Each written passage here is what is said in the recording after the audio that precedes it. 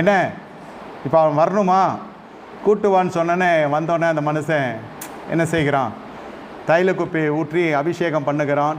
மறுபடியும் தாவீது வனாந்தரத்துக்கே போகிறான். நல்லா புரிந்து கொள்ளுங்க. முதல் முறை ஜபத்துக்கு வந்திருக்கிறவர்கள் கர்த்தர் உங்களை ஆசீர்வதிப்பார், இல்லைன்னு சொல்லல.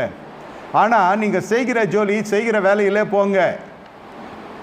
என்ன, நீங்கள் அபிஷேகம் பெற்றிருக்கிறது உண்மைதான். என்ன அபிஷேகம்? அது ராஜரிக அபிஷேகம், அது அப்படி சொல்லுகிறது. ஆனால் 3 அபிஷேகம் தாவீதுக்கு தேவைப்படுகிறது சிங்காசனத்துக்கு ஏறுவதற்கு முன்பே. இந்த அபிஷேகம் எதற்கென்று நான் சொல்லுகிறேன்.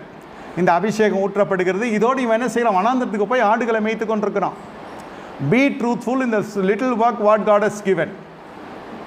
உங்களுக்கு அதன் பிறகு தான் கர்த்தர் இந்த சின்ன மந்தையை தான் பெரிய மந்தையாக மாற செய்வார்.